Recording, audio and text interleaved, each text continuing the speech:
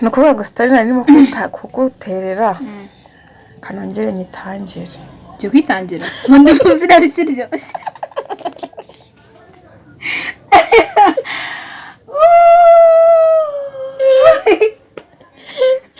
ngayimbwira kuko nshaka kuyizirikana Igo. Okay.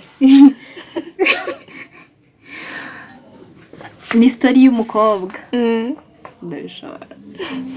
Ni story y'umukobwa. Story y'umukobwa. Yari afite imyaka 17. Yari afite imyaka 17 aba muri Pakistan. Hajya muri Pakistan. Yego. Aba muri Pakistan. Noneho ababyeyi biwe bamusaba ko yashyingirwa ku myaka ye 17. Afite imyaka 17. Ubwo nyine niyahakanira iki iwabo arashyingirwa. Ubwo yenda twimagine ko yashyingiwe afite imyaka 18. Yego. Agera mu rugo. Nyuma y'imyaka 2 haba imanuka. Babimanuka donc bari barimo gutwara imodoka. Yego. We n'umugabo we. Umugabo kubera gahunda kuko ari wari utwaye yenda hari ukuntu ahengekesheje imodoka birangira we yiramire birangira wadakomeretse ariko umugore we arakomereka cyane biri grave. Yego. Bamujyana kwa muganga mu bintu bitari byoroshye. Yego. Mu kurwara kwe kubera ko ibiki byari byarangiritse kubera ko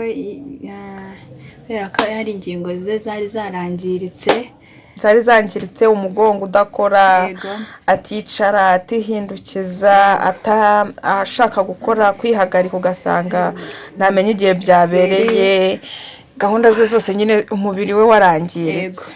Kwa muganga bamubwira yuko atazongera kwihagarika azaza yihagarika nyine byikoze. Yego. Bamwambika ibintu azajya bikoreramo. Yego. Bikazajya biba atazi igihe byabereye ubwo bakamwambura bakamwambika ibindi. Noneho igihe kiragera bamubwira yuko atazongera no kugenda kuko amaguru yari yaragize ikibazo. Yego azaza agendera mu kagare.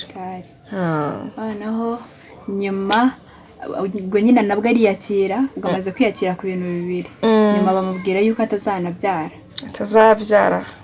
Kandi urumva ntago yari yakigeza abyara muri iyo myaka 2 yari amaranye n'umugabo. Yego.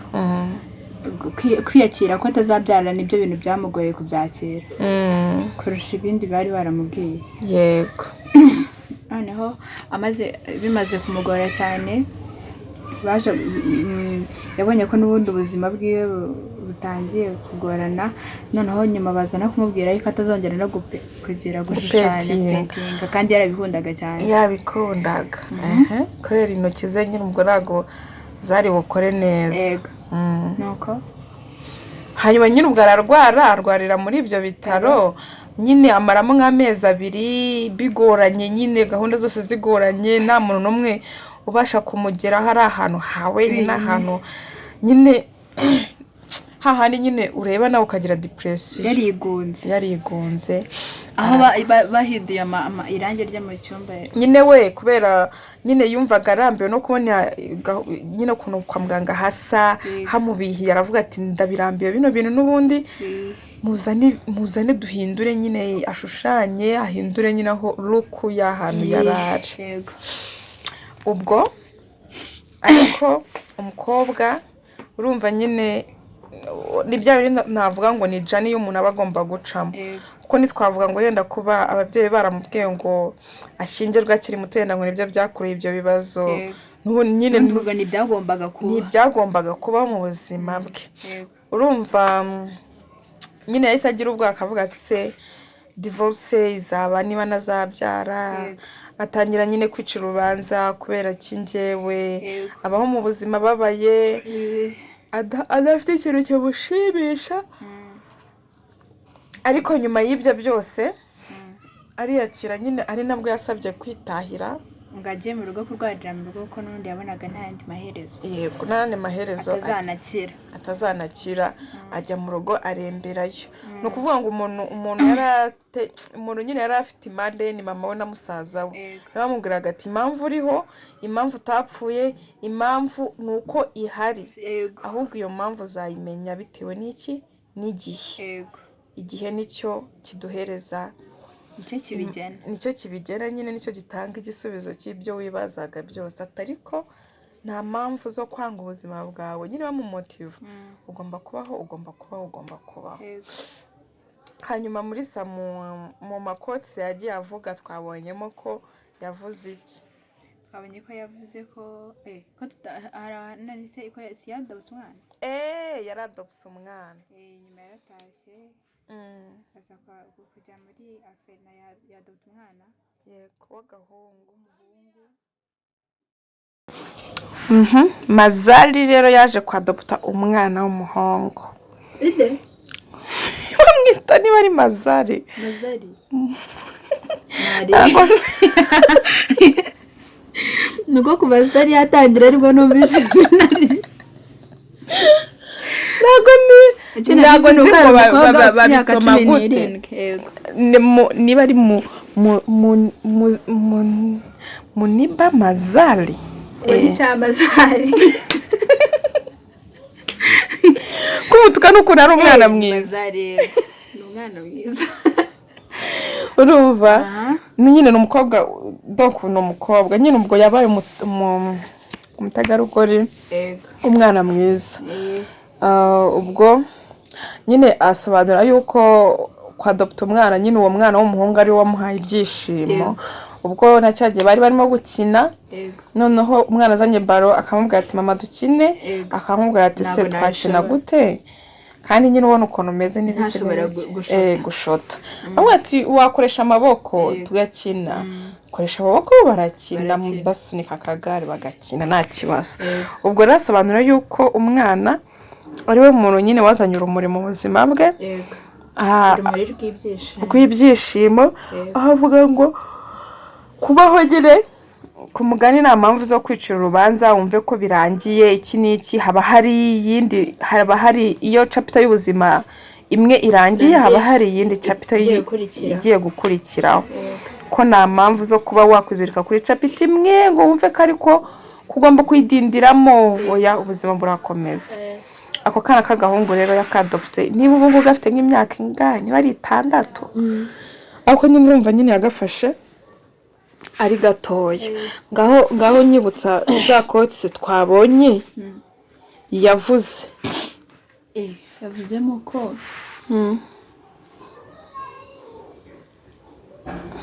yavuze ko waba uri wenyine nako wari uri wenyine, wari ubabaye, wari broken, umutima wari uboshywe urimo kurira, atariko bigenda gute but you still uracyabikora, uracyahakana nyine nubwo ubabaye, nubwo uri wenyine, nubwo unaniwe, uracyahatana.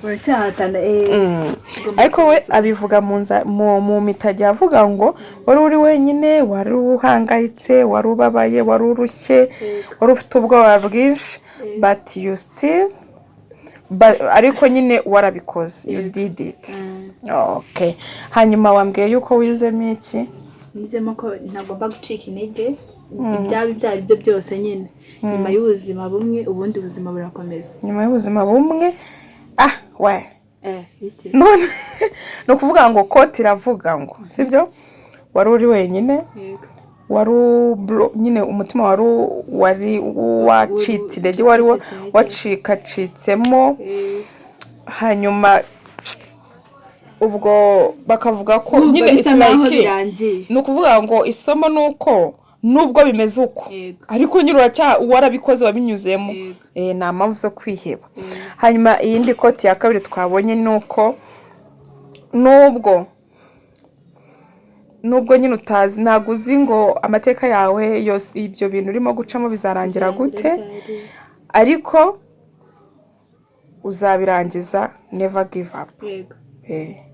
Nubwo utazi nyine amaherezo y'ibyo urimo gucamo, ariko nuko amaherezo n'ubundi bizarangira nubwo utazi uburyo bizarangiramo. Yego, no kuvuga ngo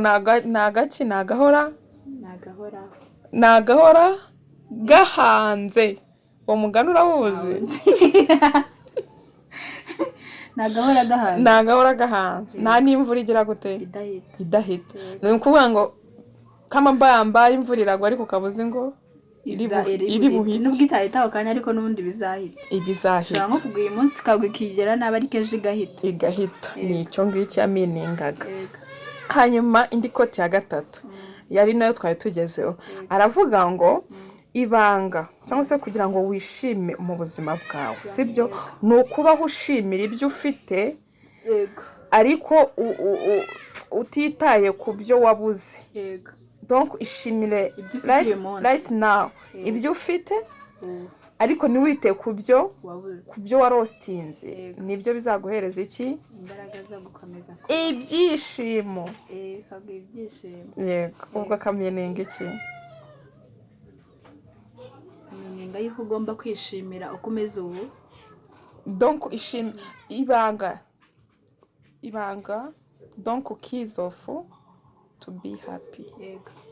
Nuko ugomba kwishimira ibyo ufite aka kanya, ibyo ufite utitaye ku bya hahise.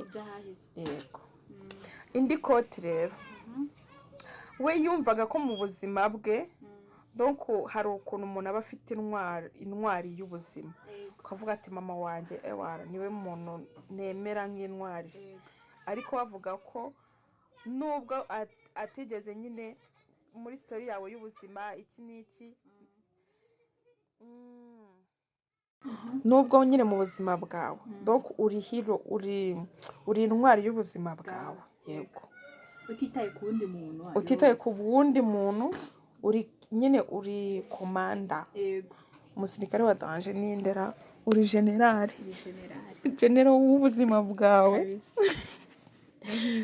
Urahibereye, ugomba gucunga amazamu yawe. Ese ubundi amwita byitwa nde? Muri Matizo. Matizo. Ariko man ukuntu yitwa pe Mazari. Mazari. Ngo Matizo. Niba ari Mazari ntago nibuka ukuntu babisoma. Mazari.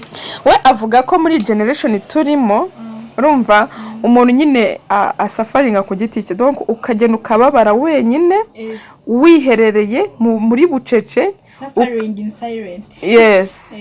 Ukatagaga ukababara wenyine, hanyuma ukazaza wibera mu buzima bwo gupostinga amafoto meza nyine ugaragaza ko ufite umutima ukomeye ukeye, hari mu by'ukuri aha wenyine ugize gute upfiramo indani. Uwo rero akomeza avuga ngo bamwise nyine like urabona umuntu ubana ufite ubumuga, ufite ubumuga n'umuntu ubana n'ubumuga, bavuga ubana n'ubumuga, ufite ubumuga wapi? Ufite ubumuga ubana n'ubumuga, ni ukuvuga ngo we bamwise ubana n'ubumuga ariko we nyine disable, bamwise udashoboye ariko we yiyumva ko ashoboye. Yego. Noneho akongera akavuga ngo ntuzapfe mbere y'uko upfa. hari ukuntu umuntu abanza gupfa ahagaze. Ugapfa uhagaze, ukabanza ugapfa mu mutwe ukumva ko byarangiye. Byarangiye. Gushiramo umwuka. Yego. Ariko we arasobanura akavuga ngo ntuzapfe mbere y'uko upfa. Ubwo wabisobanura gute? Ni nta mpamvu yo kwiyumva nkaho ibintu byarangiye, nta kintu ushoboye, byakurangiriyeho, nyine ugomba gukomeza ugahatana until to the end. Until to the end.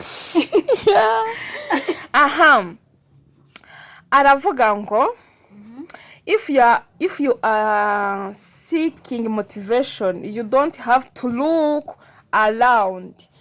You just need to look within. Ubwo niba ukeneye nyine ibintu bikumotiva gukora ibintu nyine biguhaye amahoro se, ntabwo ugomba kureba ku ruhande, sibyo? Ahubwo ugomba guhita unabikora ako kanya utitaye ku ngaruka. Ndimo kumva ariko byabisobanuye. Hari ukuntu uba ukeneye nyine yenda nk'urugero ari wacu. Yego. Hanyuma aravuga ngo who do you talk when you are alone? Imana. Imana ubwo ikibazo gishatse kuvuga iki? Iyo uri wenyine ubwo bimininga iyo ubabaye ninde wabwira? Yego, ninde wabwira? Mbere na mbere ugomba kubwira Imana. Wowe ubwira Imana. Hari umuntu wambwiye urumva alone ubwira Imana. Yego, ndabwira Imana. Hari umwigisha watwigishije ngo agahinda gasangiwe karatuba. Yego.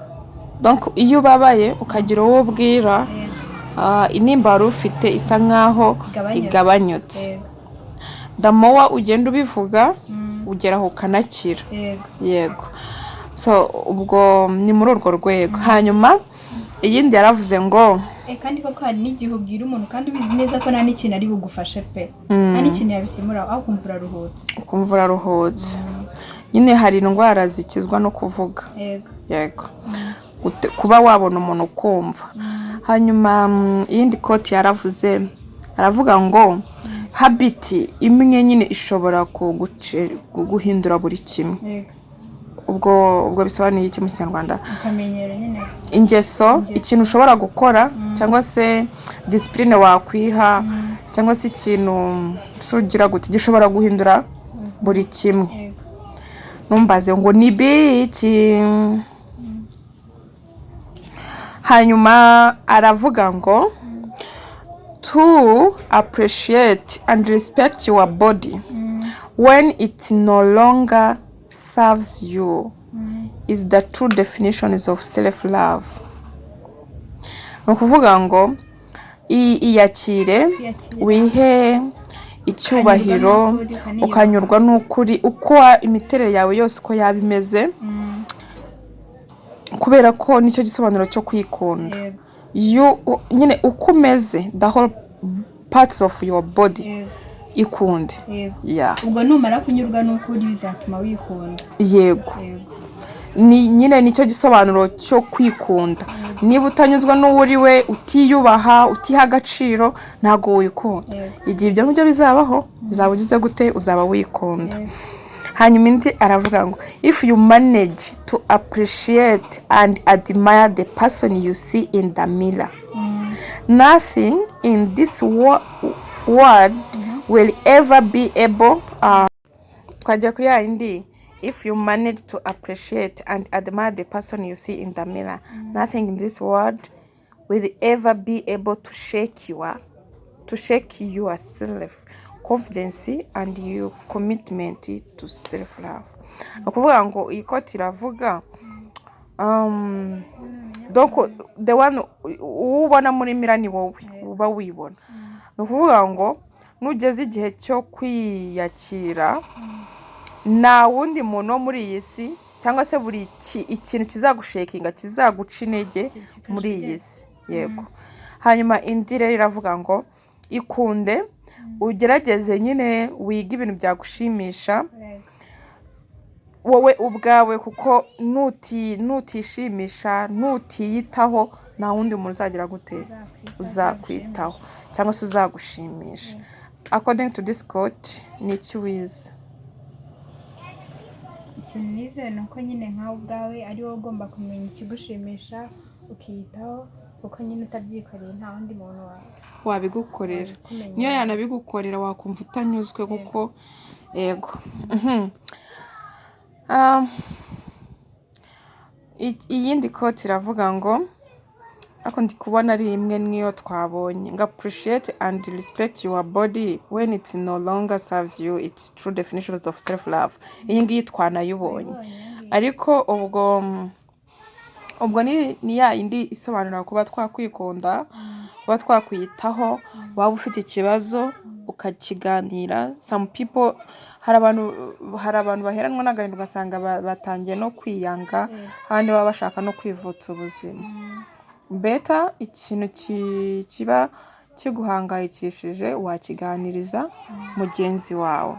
Ese nkubaze Rashe, kuganira n'umuntu uzi muziranye amabanga cyangwa se ikintu cyaba kiguhangayikishije no ko wabwira undi muntu utazi niki cyakunyura cyagushimisha no kuganira n'umuntu uzi n'umuntu uzi kandi uba ufite ubwoba yenda ko yakuvamo cyangwa se ari buhite yibaza ngo byagenze gute. so ku buryo wahura n'umuntu bwa mbere utamuzi ugahita umubwira bibaho mutazongera kubonana ako se ni hatari. Hari igihe uhura n'umuntu wumva unaniwe ukaba wamubwira ukaruhuka kuruta uko waba unzi yenda nk'urugero se ni nk'ikihe kintu kiba umuntu yatinya kubwira undi ni nk'ikihe we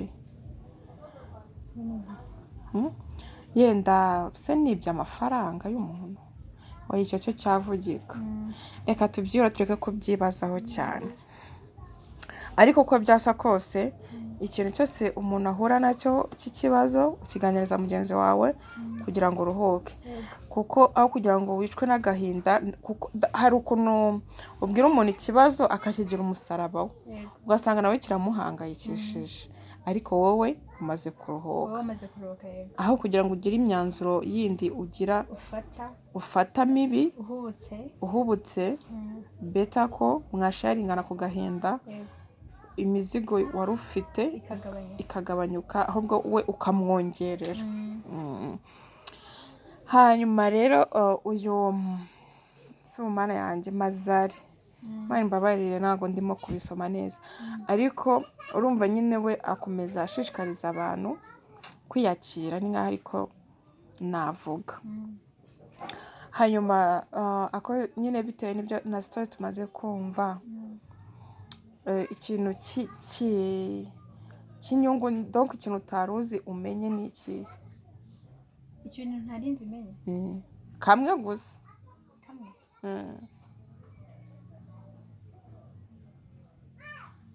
kantu kamwe wungutse nyine utaruzi gashyashya ntabwo ari gishyashya cyane ariko nuko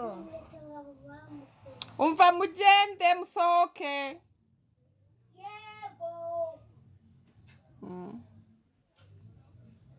nuko nyine nko kuba ufite ikibazo gikomeye ushobora kukibwira umuntu ukaba ushobora nko kuba umwongerera umutwaro wo gutekereza nyine how ibintu bimeze ariko wowe ukaruhuka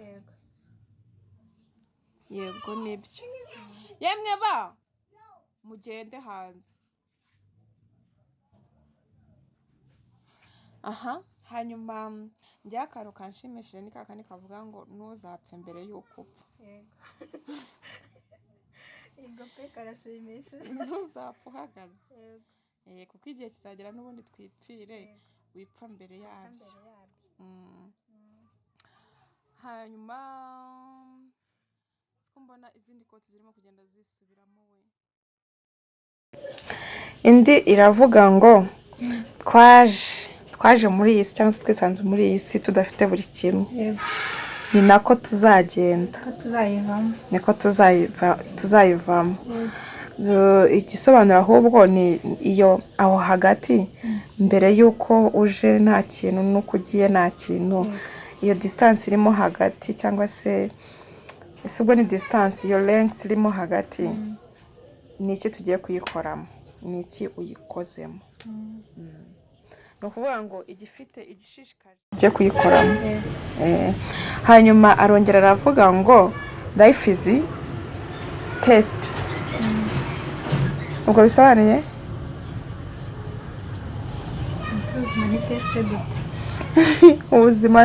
ubuzima ni question mark. Arongera aravuga ngo winanirwa guseka buri gihe kuko ni ukuvuga ngo niba utajya unanirwa guseka donc uhora wishimye nirihe banga ukoresha ubwo yenda harimo abamubajije sinzi. Hanyuma arongera aravuga ngo the people hari abantu mu buzima bwacu baza mu buzima bwacu sibyo bagaragara nyine mu buzima bwacu abo bantu ntabwo bagaragara nk'impanuka sibyo nako ntabwo baza mu buzima bwacu nk'impanuka hari bamwe duhura kubera hari abantu baza mu buzima bwacu nyine bitari impanuka ahubwo baza bamwe baje kutwigisha bamwe bakatubera imigisha iyo umuntu nyine atatubereye umugisha atubera isomo yego ariko nta muntu uza mu buzima bwacu kubw'impanuka yego nyine yaba ari umuntu se ni nk'uwe muntu mubi waje mu buzima bwawe rashe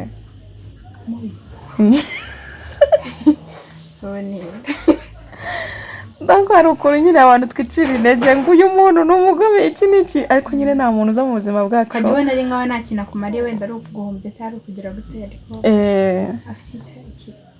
aba afite donko utagukijije akubera isomo yego hanyuma arongera aratubuza ngo never trust sweet nyine utuntu nyine ibintu byiza byose cya kintu cyarambwiye ngo nubwo ufite uyu munsi ikibazo ngo nyuma ya problem uko ikibazo kirangiye haza ikindi n'ubundi ngo uzakomeza uhura n'ibibazo ntabwo ari iki kibazo gusa uhuye nacyo urumva arongera atubwira ngo wigira jalousie ku bandi bishimye donc hari ukuntu nyine ubona mugenzi wawe yishimye ukamugirira ishyari kubera icyishimiye kandi igihe babaye wenda hanyuma arongera aravuga ngo ntabwo wabona umuntu mu buzima bwawe nyine w'intwari y'ubuzima bwawe usibye wowe ku giti cyawe ugomba kuba intwari nk'uko nawe nyine yaje donc yibereye intwari ku buzima bwe arongera aravuga ngo kugera ku ntsinzi ntago ari uko abantu bakubona nyine icyo abantu bakubonamo ko ari nyine like uko abantu bakubona niba ntabwo ariyo success ahubwo success ni ukuntu wowe wiyizi ni ukuntu wowe wiyumva wiyizi ku giti cyawe hari ukuntu ukiretse hanyuma ubwo yego ni ukuvuga ngo success ni ukuntu wowe wiyizi noti uko abantu bakoze rero endi ya story yacu irarangiye ni ahangaha dusoreje story ya mazari muni niba ari munibamana ariko nyine ni mazari atwigishije kwikunda kwiyitaho kudadipendinga ku bandi ngo baduhereze ibyishimo ahubwo ko tugomba kwigira kandi nanone ushaka uko abantu bakubona ahubwo ugomba kwimenya nkawe ubwawe kandi nanone dushaka umuntu uzaza utwumva to talk with kugira ngo tunaruhuke ciao ciao